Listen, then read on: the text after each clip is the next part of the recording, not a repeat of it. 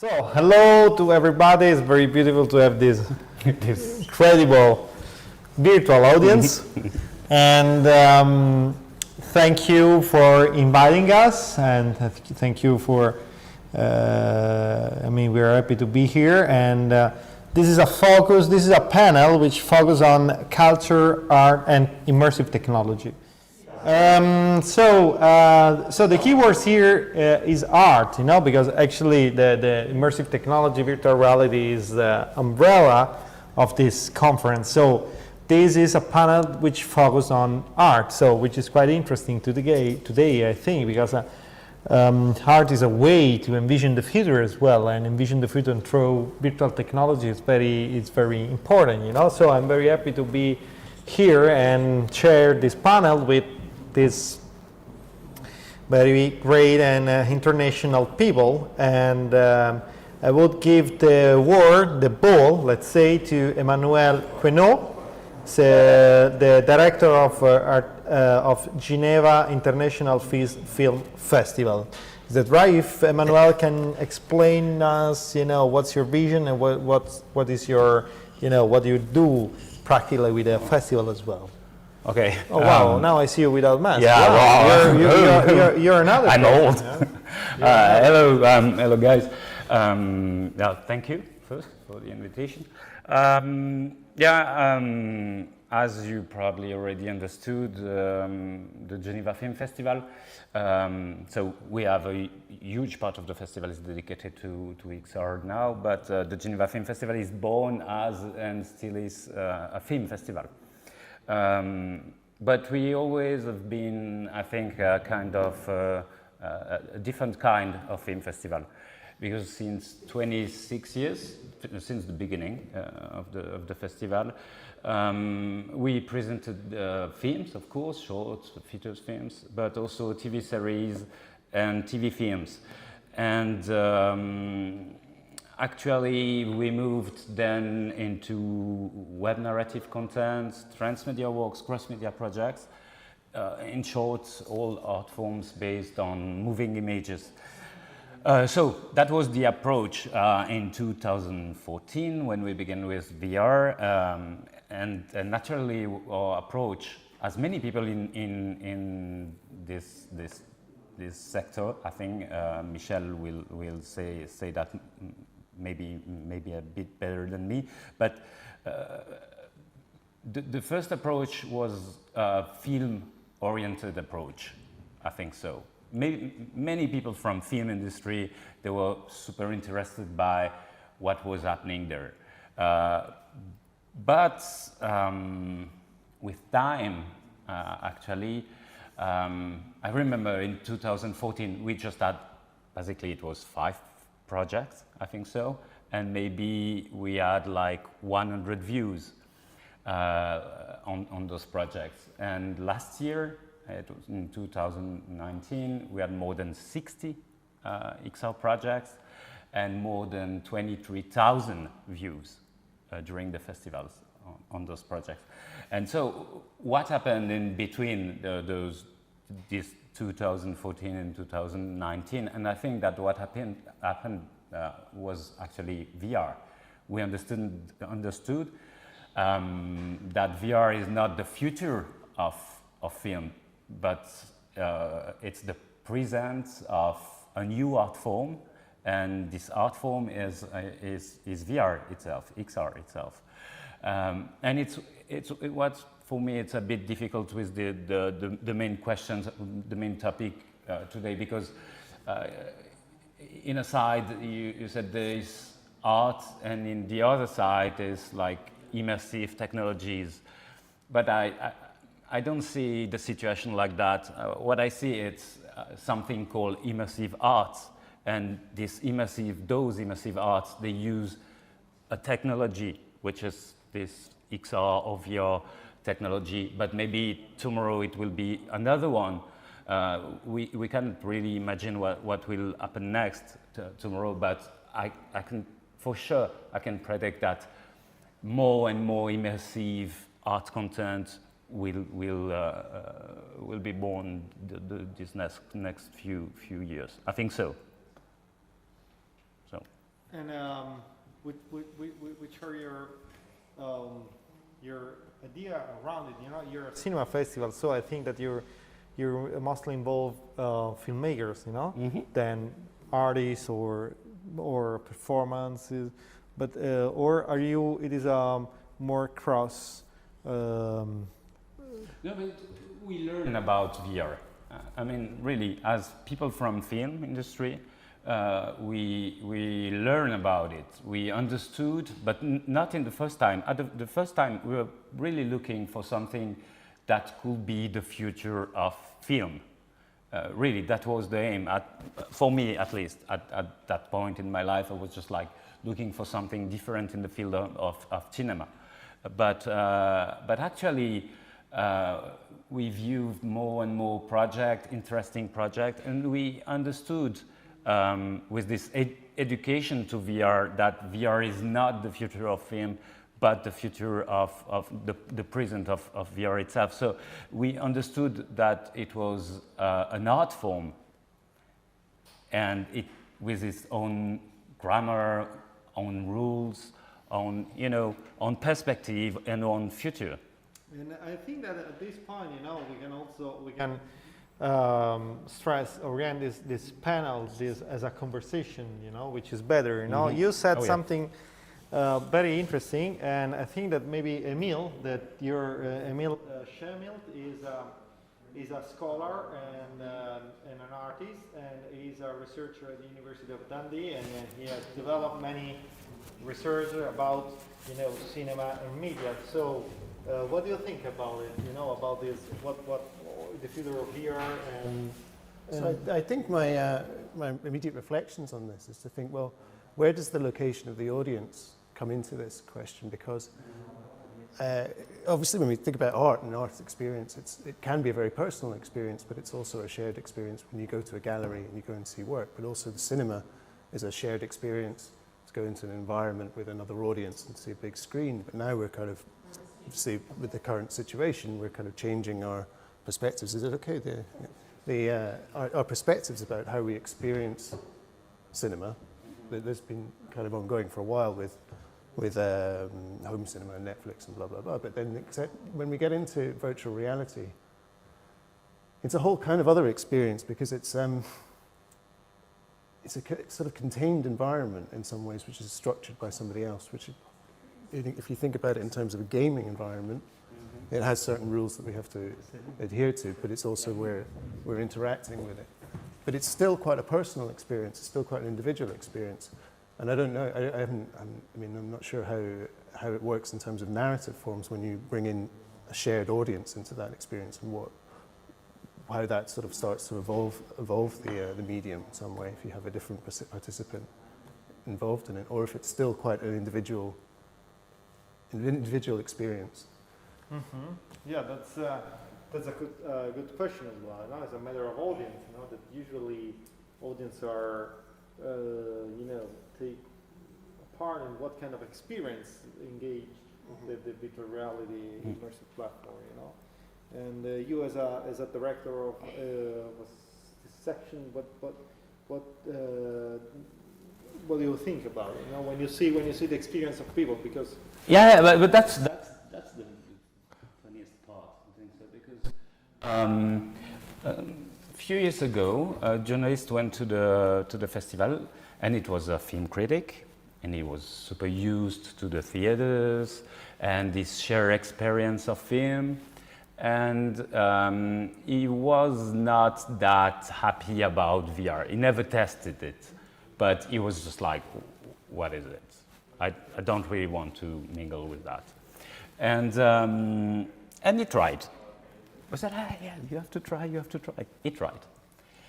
And after that, he wrote a piece in a newspaper, and he said it was the most beautiful shared experience in audiovisual that I ever had. Because it's the first time since my childhood that I really wanted to share my feelings about what I saw in this experience with the others around me. So I think in a theater, the lights turns off, you see the film, but when you see it, you're kind of alone.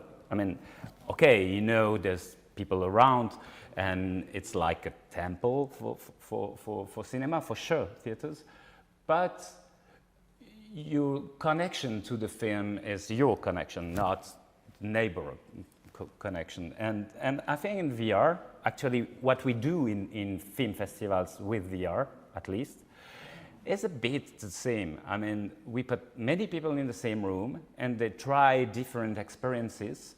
And what we see is that after the end of each experiences, they need to talk together. So for me, it's more like a common experience than a lonely experience of art. I really think so. Very interesting. That we will be back with you. Oh no, do you want? No, okay. No, just to continue that line of thought, the need to share that experience afterwards retrospectively is also interesting in terms of how we experience social media as well, and how people. I mean, struck by if somebody now using Instagram or something wants to go to the beach and takes a nice selfie of themselves, and they share that experience with their virtual audience. So when you have somebody in a virtual environment, how do they, can you imagine themselves taking a selfie of themselves in this virtual environment to share virtually on some other platform where other people are kind of connecting to that? And it's a sort of third step of the how do we share our narrative, our experience, how do we tell everybody the experience that we're having, communicating the experience that we're having whilst in the virtual environment to other people who are either in that environment as well or are sort of at a stage removed watching you in that environment. We'll be back with you both, but I would give the ball to Céline Tricard. She's the founder, Chief Creative Officer, Lucid Dreams Production. Céline, are you with us? Yes, I am. Can you hear me okay? Yes. Ciao, Céline. So.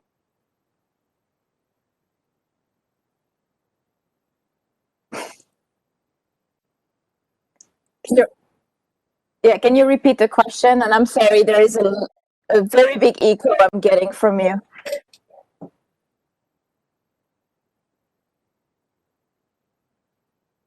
Experience, can you tell us something, about the relationship between virtual reality and arts? How do you see this? And then this Emile and Emmanuelle were talking about the experience of VR, which is different from a public experience of cinema.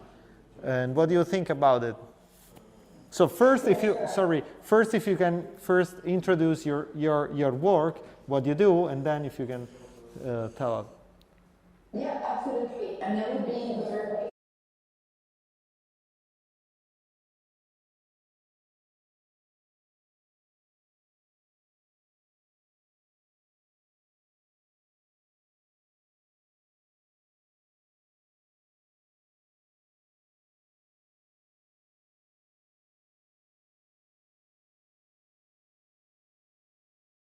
So thank you for having me.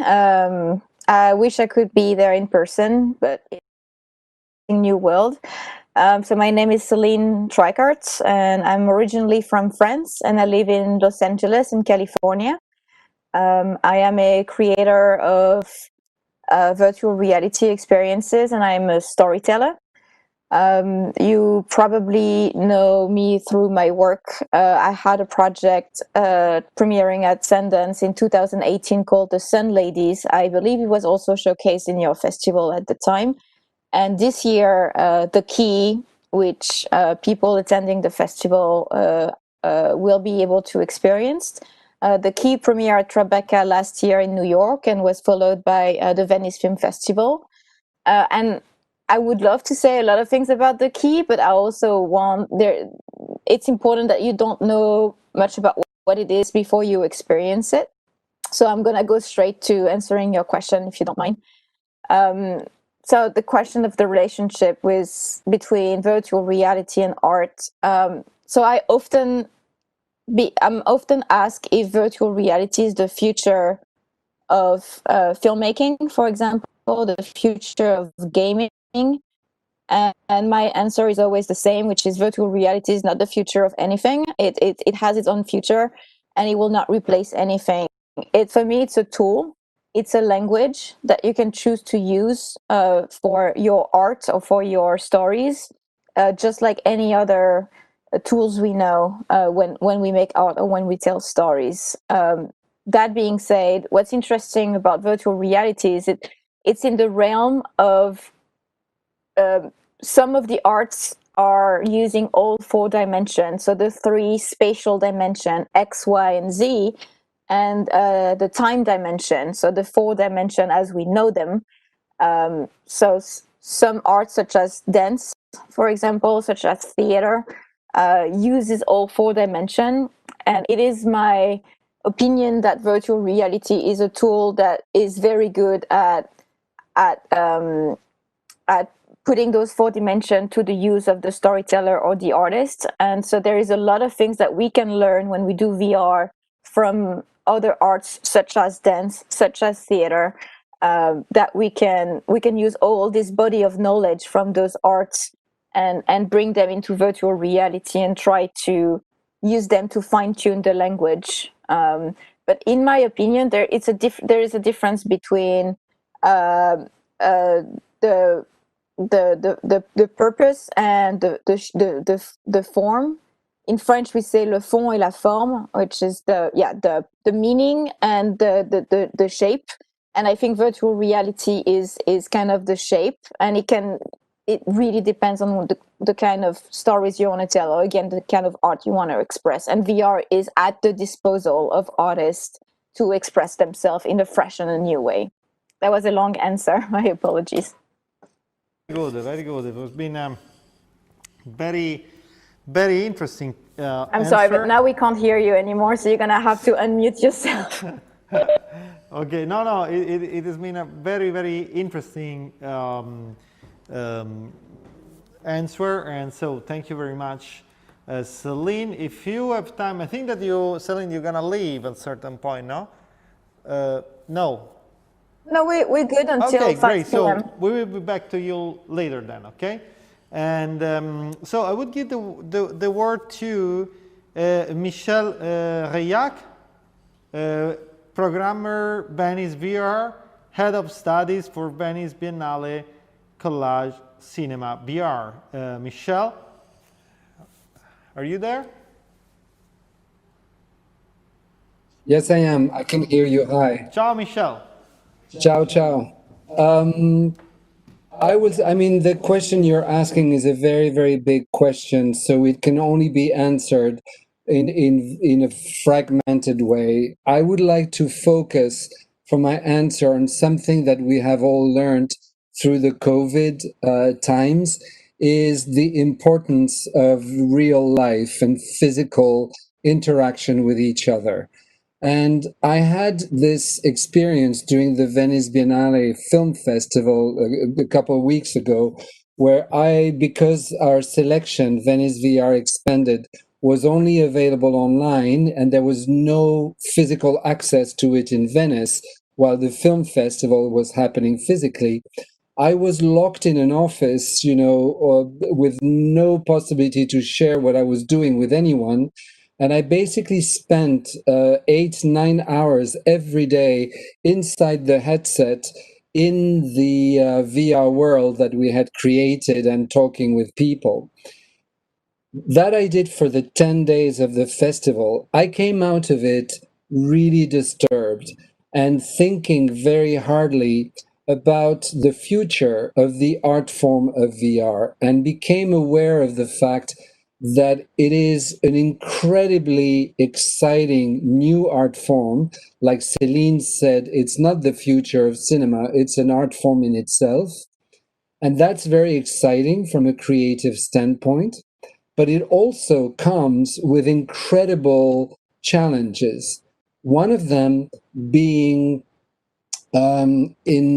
embedded in a way in the social VR platforms that are booming right now.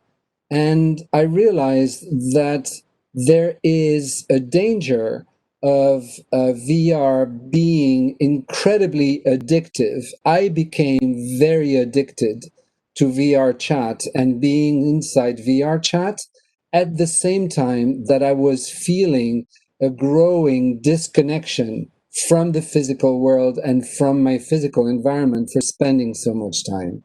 And it really made me think of our responsibility as makers, as producers, and as festival programmers and curators on being quite careful about what it is that we are building, because the power of VR is so strong that it doesn't represent just a change, a technological change in the tools that we have to tell stories. It's a change in the paradigm of relating to fiction.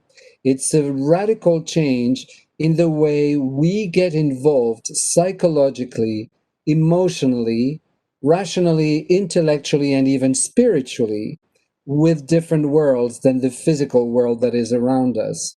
And that involvement, that connection that we have with each other through avatars in fictional virtual worlds or through a participatory work of art in VR, that connection is so involving in all kinds of ways that it can, if we're not careful, create severe disturbances in our perception of identity and even connection with reality itself. So I find it tremendously exciting that what we are playing with at the moment is potentially a radical shift in our relationship to the world and in our relationship to each other. So as we grow and as we explore the form, I really feel strongly that we need to remind ourselves of the power that we have in our hands with VR and the responsibility that comes with it, particularly, once again, in the use of VR in the social networks. This is something that we really need to be aware of and that we need to discuss, and that relates, once again, to the efficiency and the powerful effectiveness of telling stories in VR. Thank you, Michel. And it reminds me that we cannot hear you. So this is very interesting, and thank you, Michel. It reminds me, of course, many movies. Probably the last most popular is the Spielberg's one. And but anyway, it is a very interesting, very issues. For this, I would give the word to Emile, because Emile is. Okay. So let's go ahead, and then we do a conversation. Okay. And so Evelyn Wang she's an independent art curator in Shanghai. If you can if you can present yourself and say what you do, and then give us some thought about it. Hello. Hello, I'm Evelyn, and I'm Taiwanese, but now I'm working in Shanghai, and I'm coming to Shanghai because for the there's a new museum projects, and since 2015. So and this museum, I will also introduce it a bit later on. Opened in end of 2016. So I have been working there till last autumn. Yeah. So and I'm responsible for the new media art department. So actually, for me, do I have to respond to your question that you just asked them? Because actually, for me, from the art, the new media art point of view, and VR for me, it's always a medium. Yeah, it's and I feel sad that I in my I mean, before I have more understanding about it, I was not that interested in it because I always saw it in the gaming or a kind of application, and it's not that attract me at all. So what I want to say is because I mean, Celine, Michel already said a lot of the powerful what the VRS. So I just want to say one point from the art point of view is, you know, every time when we are going to artist solo exhibition or the exhibition, we just because we expected to see something we unexpected. Yeah, we don't know what it will be. So that's how it attracts me. And this is actually people say that now it's like a still very early age of the what we are. But I feel that is also it's interesting part because the content always combine with the new technology.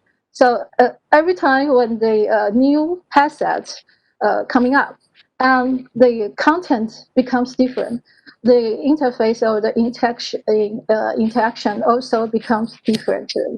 So so you never know what is gonna be. And also on the other hand, I really appreciate that this is the only media I have seen that how to say can attract so many different area or people to work on it and to be interested in. No matter all kinds of category technicians and the gaming industry, film industry, and especially nowadays, more and more artists get involved into the new possibilities creations. Yeah, so this is really let the people in the art world expect to see what it's gonna be and what kind of the new installations or something we will and really attract our mind, our eyes. But one thing I wanna say, just like Michel mentioned about, we are really changed the way of the interact because if we say the video art or or the interaction art, actually we can call it a kind of tradition media nowadays because there's always an interface and you need to like use keynote and yeah, and the image will be changed and because of your movement. But VR is totally different. It's so just emerged and it's so powerful, affected your body, your physical feeling, and your consciousness. So, I mean, I will also say it later that now, yeah, we are tracing the real something. It's just like the art history, like the development of the paintings. In the early age, we we always want to paint something very real, just like the portrait, this kind of. But yeah, nowadays we skip all of them. We do something conceptual and abstracted and to the deep conscious. That is what we are looking for. And VR exactly is a media will help us to reach this level compared with the traditional media. Yeah. Okay. Thank you. Thank you, Evelyn. Michel, are you? How long are you going to stay with us? Because I can stay until 5:15, 5:20. Sorry. I can stay until 5:15, 5:20. Okay, so perfect. So we have time. So I would give the word to Emile, that is doing sort of co-moderator, and because last minute co-moderator, and also because I like that we are all very let's say, a practitioner, you know, somehow, even if, you know, I come from academic path as well, and Emile comes from research. He's a researcher of the University of Dundee, so it could be also interesting to see a different point of view, you know. So what do you think, Emile? So I think that the first thoughts that I have after listening to these discussions is that there's a kind of common sense that virtual reality it's a tool that we have now. It's a contemporary tool because we have the technology, but it's not the future, because it wasn't even the future in the 1960s when people were already beginning to talk about it and imagine it. It was always going to be something that had its own language and its own experience and it become a medium in itself. A bit like the way we have distinctions between video art and film art, and then also with game art and all these and internet art, and that was a new thing. There was always this question of, will this artwork replace the other one? When actually what we found was that no, it doesn't. It just becomes its own art form in its own right. But it's interesting to go back to think. Sorry, there's a bit of technology intervention. But if we go back to like what people were sort of thinking about in the 1960s, even when we had artists like sort of Stan van der Beek, who was making these huge immersive installations. Yeah, the movie Drone. Which they sort of came out of a kind of counterculture, so it was all sort of hallucinogenic as well. But it was all about this. Sort of outer body, inner body experience. I don't know, sort of something kind of peculiar. But the discussions were kind of like, well, where does this take us physically when we're completely immersed? And that's where, to come back to where Michel was talking about, was this sort of recognition that we still have to have some kind of sensitivity to our physical environment, because it is seductive.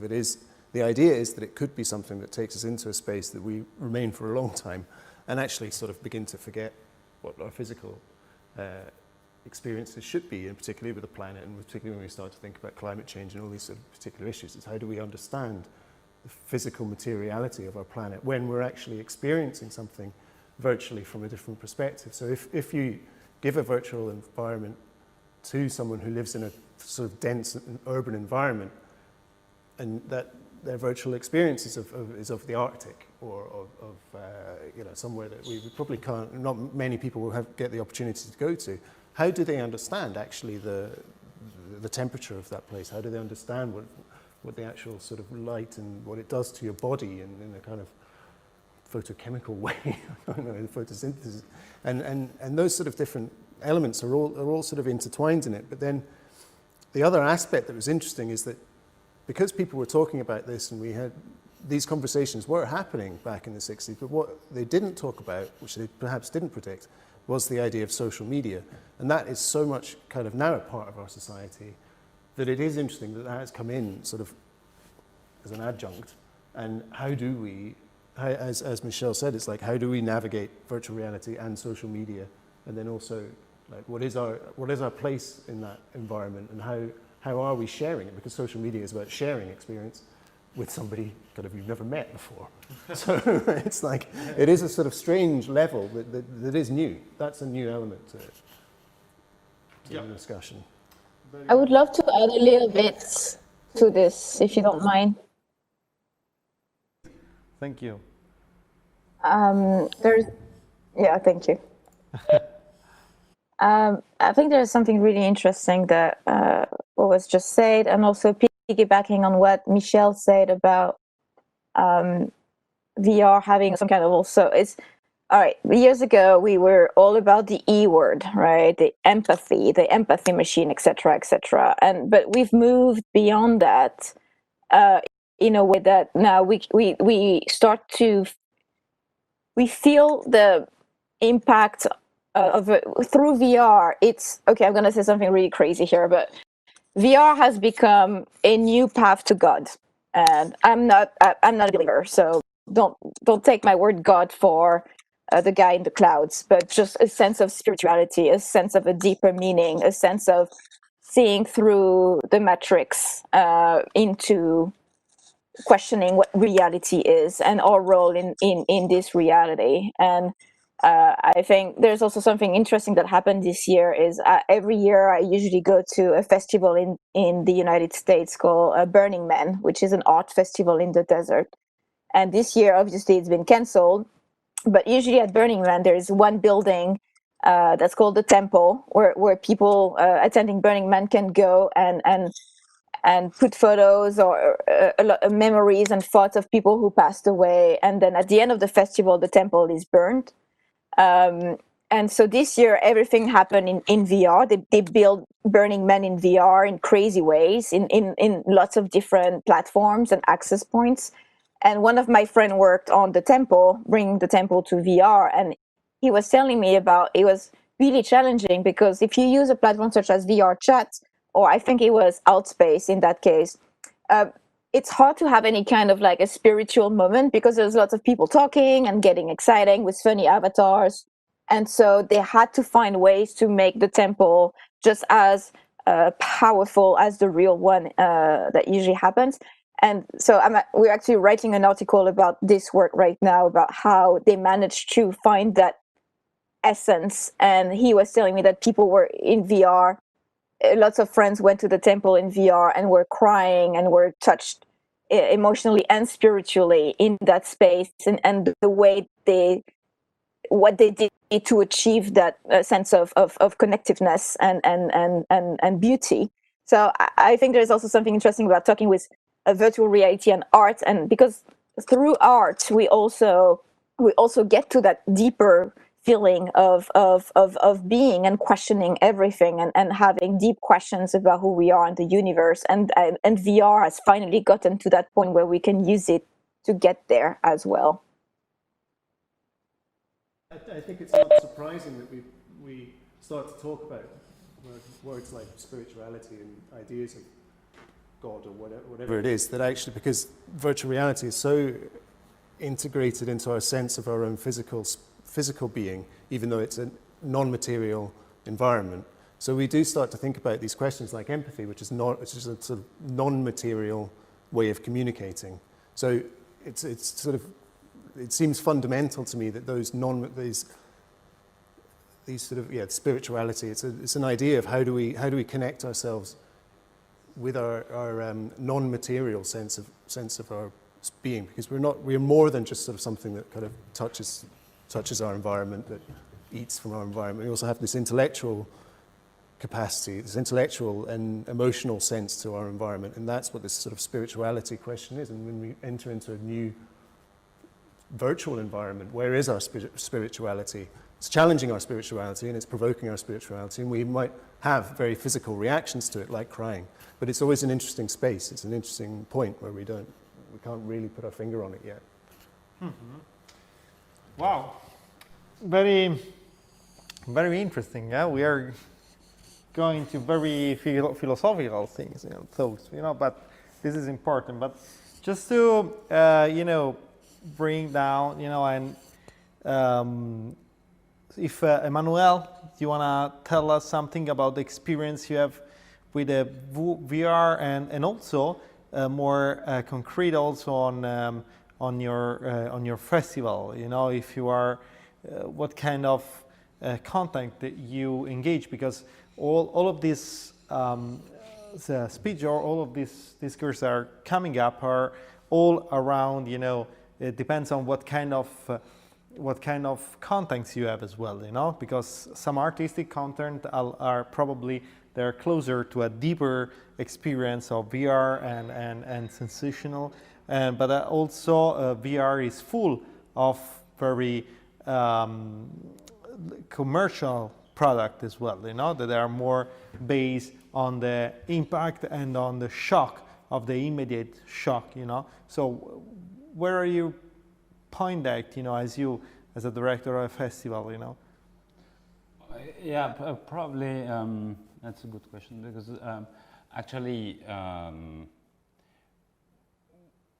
we, as I said, we were not sure about what we were looking for, what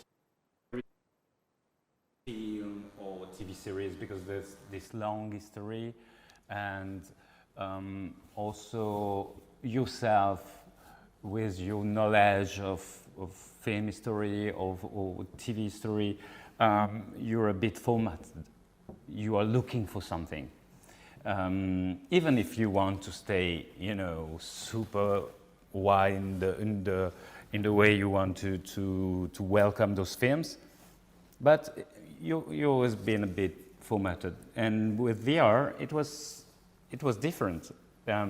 You're talking about commercial contents, but at the beginning, I think we don't had those questions a few years ago. It was more like we try as curators, programmers, we were just trying to understand what is happening, and with some goodness. I mean, the French terms will be bienveillance, I think so. We understood that we were at the beginning of something, and so we should not be too severe about what we are sometimes experimented. It was sometimes we had the feeling that in some parts of a project something was really new. It opened a new field, but it was exactly as the beginning of the film. I mean, now you can see images from Scandinavian cinema from the beginning of the century. And what do you see? You see the shore, the sea, the shore. You don't see anything. No. But then they were just seeing something totally new, a grammar. They were totally different. And so we had to, as programmers, we had to have the same freshness, something very welcoming, I think so, to find the selection in a festival. I think so. It's a bit different. I don't have the same attitude with films and TV series than I have with VR. But also we don't do like commercial VR or social media VR, all those. It's just about independent art projects. And I think you can understand the difference easily, actually. Yeah, because I think that the matter around contact is always important, you know, because when there is technology and contact, and the relationship between technology and contact at the same time, you know, because if you see VR, I don't know, 5, 6, 7 years ago, they were mostly very simple demo, you know, were based on the idea of on very shocking idea, no? Like a dinosaurs running against you, or you know, and then stop. There is any narrative, but in my opinion, since 3 years, probably 4 years, maybe more, you know, the narrative is growing, you know, artistically and cinematographically. It is growing and growing, and probably there it is kind of the born of. It is related, the born of cinema, you know, started like that. You know, in the beginning, you know, the films were very short and very shocking, and then, you know, cinema had developed a language, you know. So we have to see if also VR can be able to develop a language and to touch also people in the future, you know, because as Emile said, VR is not something new, you know. If you see in the newspaper, there was a very big hype in the beginning of 90s about VR, you know, and it seemed the future, you know, as well as 3D.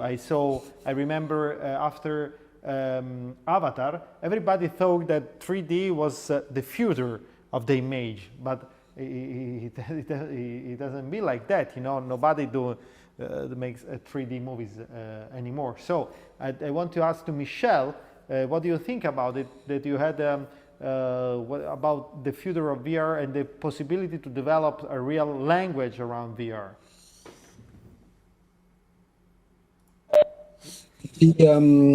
It's an interesting question, and I mean, of course, it's hard to be sure about the future, but my feeling right now is that we cannot talk about VR the way it's shaping up the same way we talk about cinema or any other art form, because VR is more than an artistic language.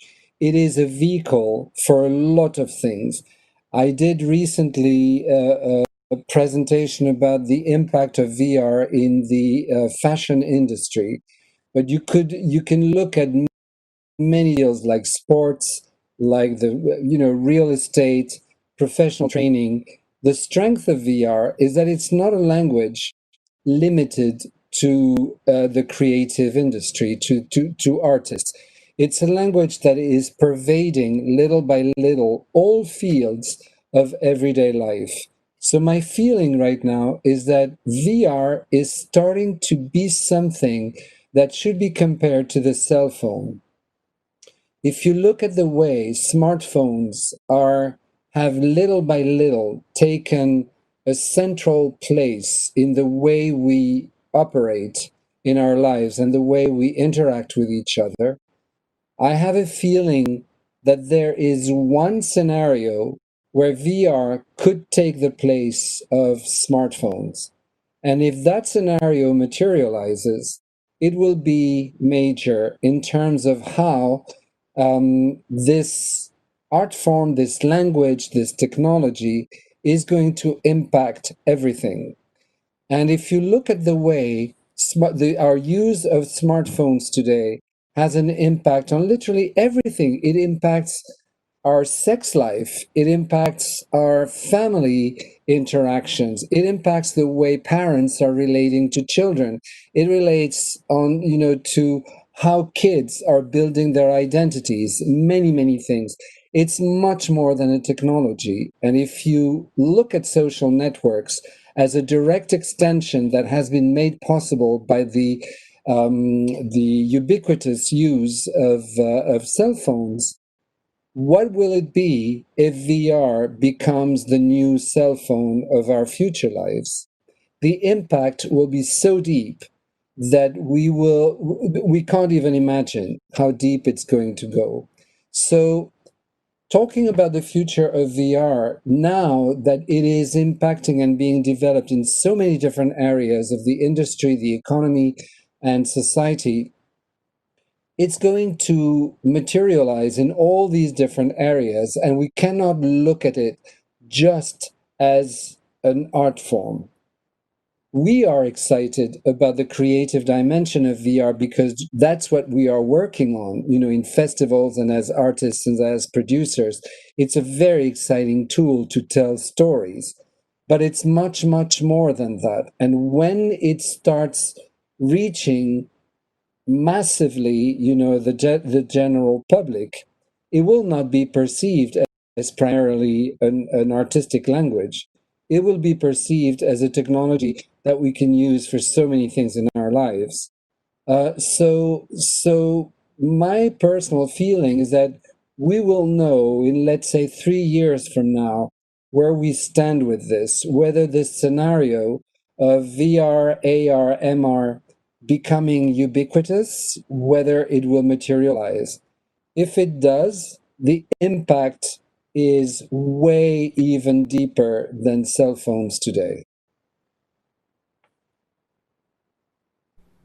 Very, very interesting. Evelyn, can you tell us something from your perspective? You are also an interesting perspective because you're the only one in Asia, in this panel. And so maybe you can give us some thoughts.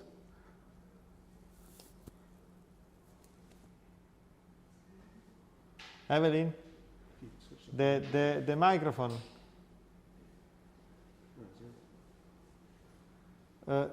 Yeah. Okay, Evelyn. Okay, no, the microphone. Switch. Okay. Well, I don't know. I think now it's the global village. So I don't know. There's the real different usage of VR between Asia and Europe. I'm not that sure about that, but so I'm just talking something about art. Okay, and Well, as you know, the artist actually is always like to criticize.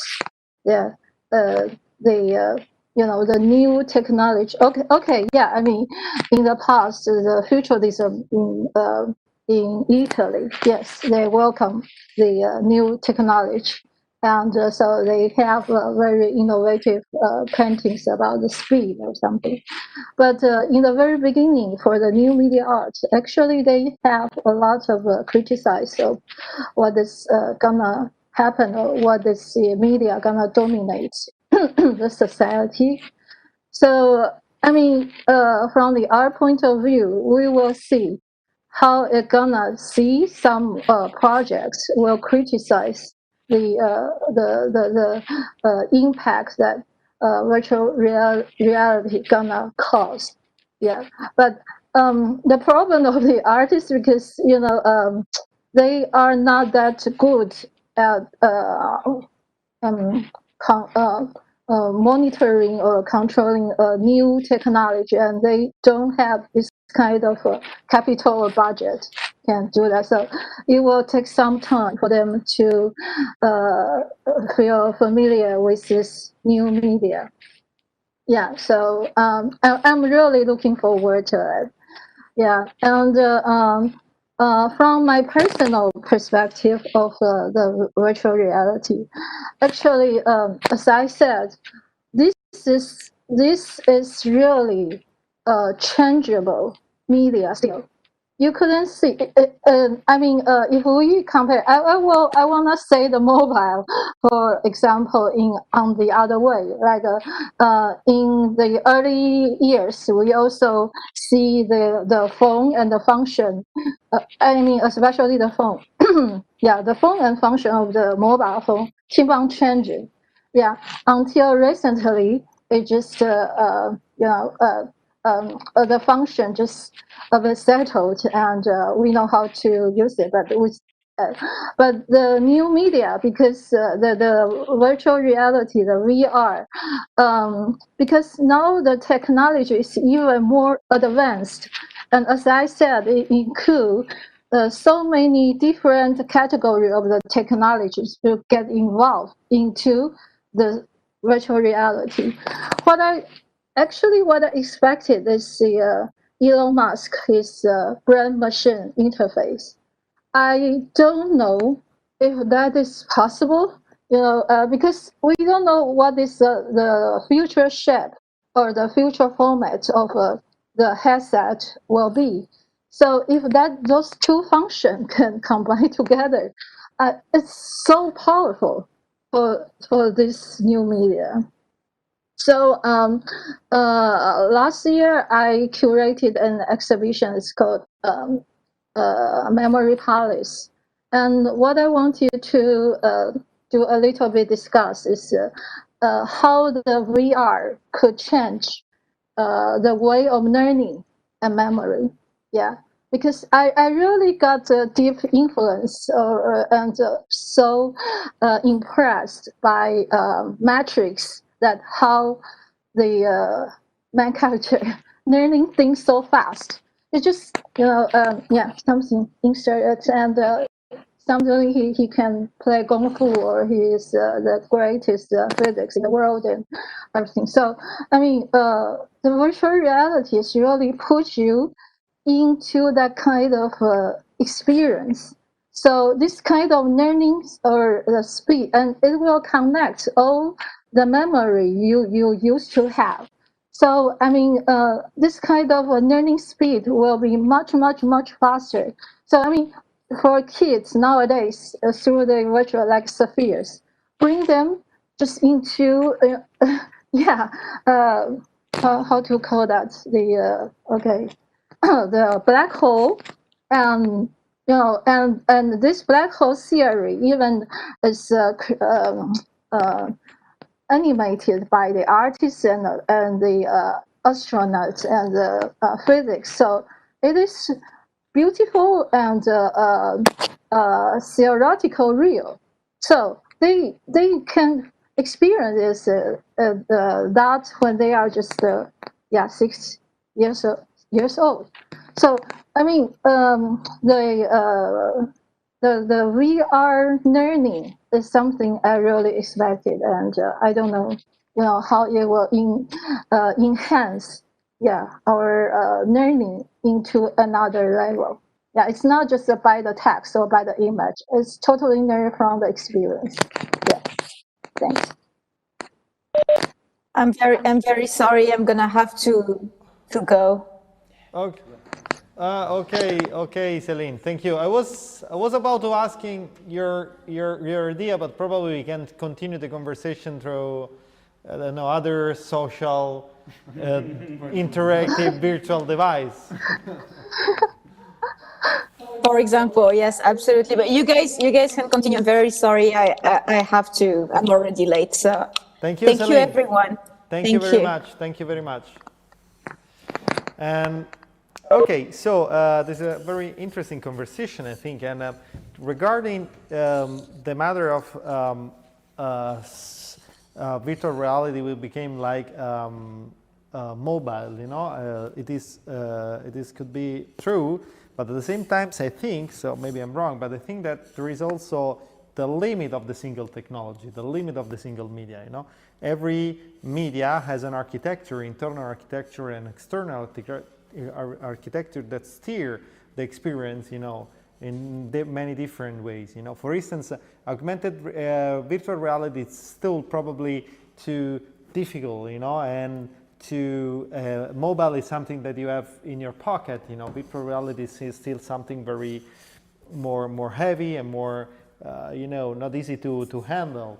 And it's like, I remember when for the television 3D, everybody thought that it would have been the future of television. But if you think, the 3D television, when you're at home, you have the television on, you see the television distract, you do many different things, and instead the 3D television needed a focal point of view and fixed point of view. So it worked with cinema, but not with television. So it would be interesting also to see how, as we said, the content will develop, but at the same time how we develop also the technology. Because of course this great hype around the VR is also because of technology are easier and are cheaper and more flexible, than 90s or 80s, But it's also interesting how the technology will develop, So, co-moderator, what do you think? Yeah, exactly. Yeah. But as Celine said, when she was talking about whenever it was last year, people were always talking about empathy. The thing is, actually, what we're touching on now is apathy, which is the sort of the point where you sort of like, where does it become too much, and when do we stop caring about this? And because that link between, as Michel said, but the idea that this would be a revolution like we have with our phone, it's also interesting to think, well, actually, how do people interact with their phones? Because the speed of information comes so quickly in our phones, and our apathy for that information has also it's adapted to that as well. And it's a little bit like what we were saying about the matrix, and that you load up some skills really, really quickly. But imagine in the future some kid loads up some skill and they're like, I can't be bothered with that. I'll do another one. And you have so much infinite choice that you can't really be bothered to do anything. And so the same with as we see with the television, actually in 3D home television sets, people can't be bothered doing it because they're sitting there in their pants and they're having their dinner and they're talking to somebody else and they're on their phone at the same time. So it's there is this natural apathy towards technology as well. If it becomes too much, you still have your own material existence and your own urges to do something else at the same time. And that, I think, will also always condition the speed of its development. Very interesting. Do you want to add something, Emmanuelle? No, but just maybe. Oh, sorry. I think it's interesting to talk about a bit, Michel. Thanks to Michel, about the danger of VR, because in history, when you recognize the danger of something, also you can slowly understand how you should use it. you know. But first you have to recognize the danger of the potential danger of something. Maybe we didn't recognize the danger of this, and maybe that's a real problem today. And so it's interesting now to discuss about that.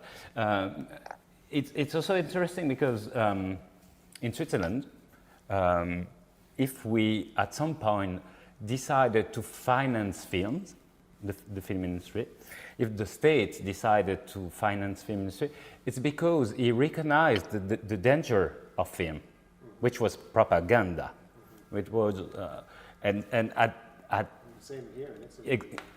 I think it's the same, no? Yeah. In many countries. And so I think one of the possible answer to the danger in VR is to increase art VR. Yeah. I mean, to do projects that we all know that they can be useful. But maybe it's just like an utopia, I don't know. But I think it's the states at least should understand that, yeah, there's something is really happening, and if we want to orient this thing in the right way, we should put some finance, some money in it, and with this perspective of the state, of the Commonwealth. Yeah. I think so. Michel, you wanna say something? Yes, to extend what Emmanuelle was saying, I agree that the chance that we have is to really promote the something. Yeah, I can't hear you. You're mute.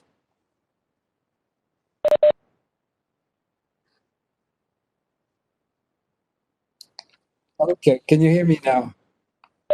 Okay, no, I just wanted to say that yes, creative, building VR as an artistic and creative language, just like Emmanuelle was saying it right now, I completely agree with this. I think it is through an artistic approach. It's through the building of VR as a new language that we can counterweigh the potential dangers of a new widespread use of VR. I just wanted to say though that what you were saying about how difficult it is to carry, a VR headset around right now. This is going to change. I mean, you may have seen the latest publication from Facebook, showing Project Aria, which is this project of augmented reality glasses that they're starting to prototype and test, and that they're planning to sell on the mass market in 2023, 2024. And those glasses are just like, regular glasses that you can use to correct your vision, but also to access augmented reality layers. And the technology is bound to follow for virtual reality. So in those times, 3 years from now, I wouldn't be surprised if the cumbersome headsets that we have now to access VR will be drastically reduced to the size of, like, let's say, big sunglasses or something like that.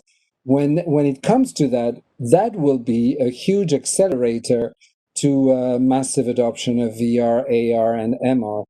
It may come a time when we become so accustomed to having, digital orientation in streets, in nature, indicating us the way to where we want to go, superimposed on the landscape with indications of the weather to come, indications of the colds we're receiving, all of this through our glasses. This will become very ubiquitous.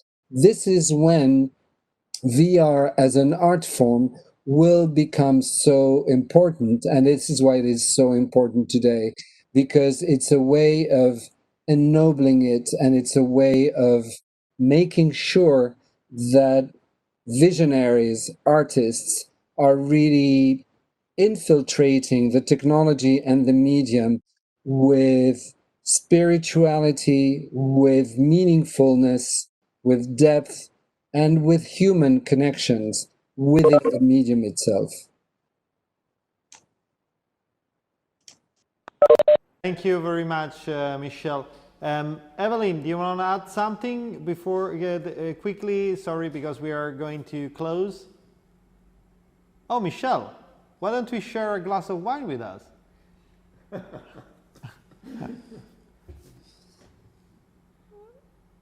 the microphone, please. I'm sorry, I've been in meetings since this morning and I needed something to cheer me up a little to make sure I stay alive with you. Bravo. So, Evelyn, do you want to say something? I kindly ask you to be quick only because we're going to the end. The microphone. The microphone, Evelyn. Now? Okay. Yeah. Okay. I think it sounds like we are going to have the conclusion because we all agree to push the VR art. Yes.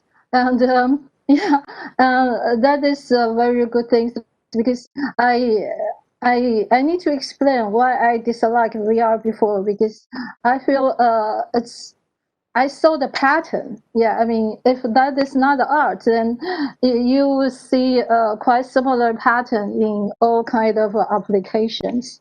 So I think from the artists always like to explore the boundary. They always wanted to do something different and never had done before.